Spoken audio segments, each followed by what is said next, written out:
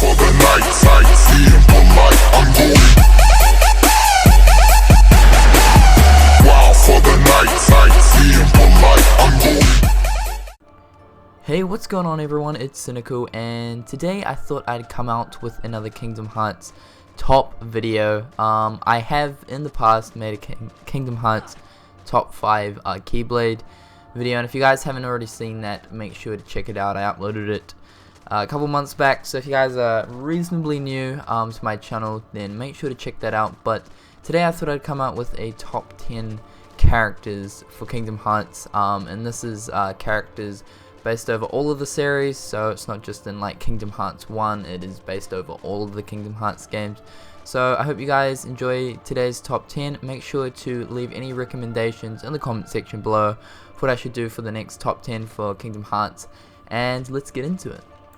So coming in at number 10 is Donald and Goofy. I really couldn't separate these two, making one at like say number 10 and the other one at number 9, just because of the characters that I have on this list. I didn't really want to push either of them out of the list, so I felt like they deserved to be at number 10, both of them. So this is the only exception. There won't be like two characters on one placement, but I felt like Donald and Goofy needed to make this list because, you know, they've been Sora's companion or sidekicks for, you know, since the beginning of Kingdom Hearts, and you know, they've accompanied Sora along the way on his journey, and they've really never left him.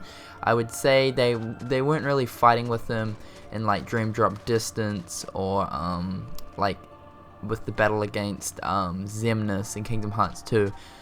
But, you know, aside from those, I mean, in Chain of Memories, I'd say they're still kind of there with the cards, you know, the friendship cards and all that. But they've accompanied Sora along the way in pretty much most of his journeys, and I just felt like they deserved a placement on this list. I really love having them as, you know, Sora's buddies, Sora's sidekicks, and I enjoy re-seeing them in Kingdom Hearts 3, hoping that Donald will maybe learn how to heal better in Kingdom Hearts 3, I'm hoping. So, at number 10 comes in at Donald and Goofy.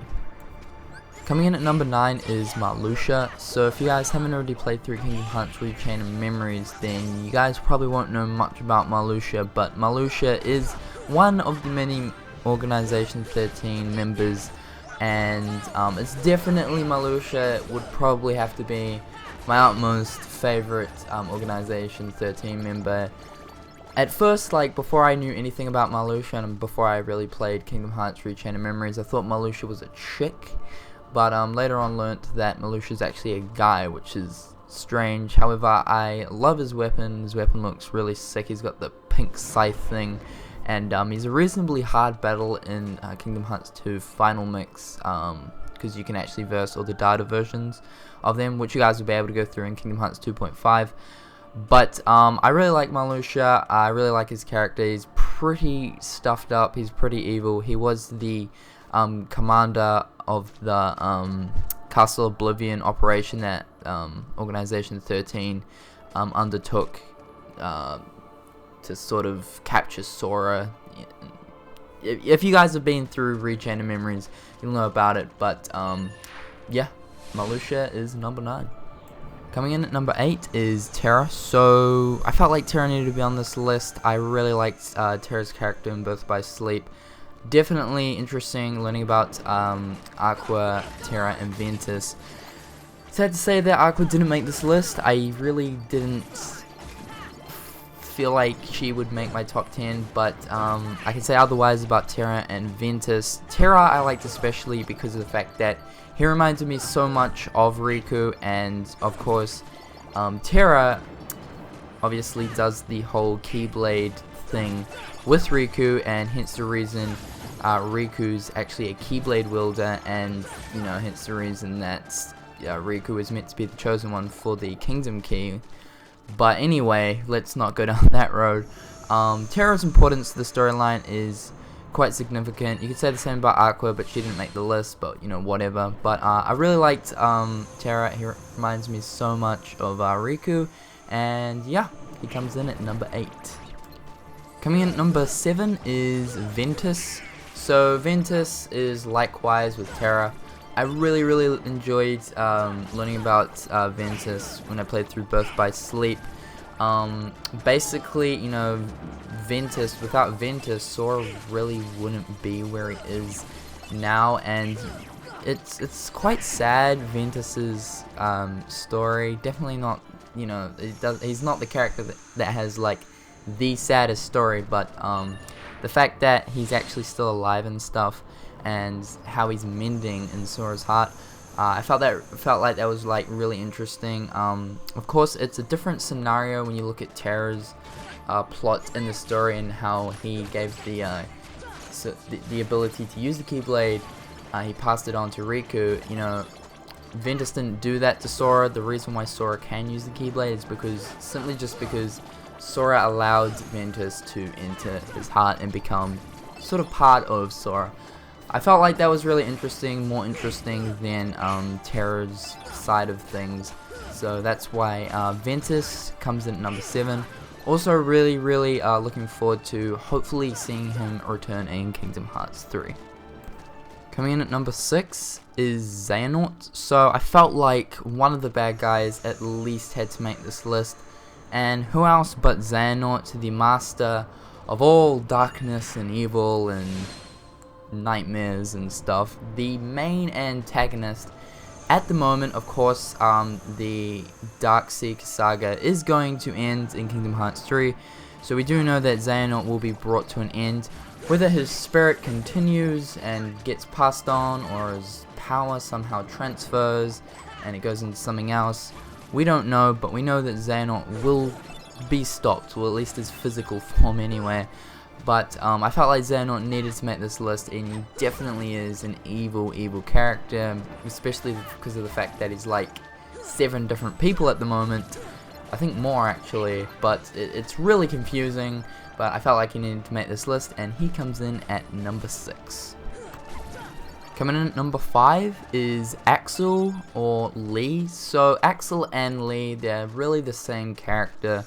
Of course, Axel is just Lee's nobody, but to be honest, in my opinion, Axel has always, his nobody, you know, Lee's nobody, Axel, always seems like he's always had a heart, or at least part of it has always just been there in Axel. He is really one of the only Organization 13 members who really shows any sort of kindness, and that's not including Roxas, because I suppose Roxas shows kindness just merely because of the fact that he's confused, he doesn't really know how to think. But when you look at all the other Organization 13 members, and you look at Axel, he really does stand out to me.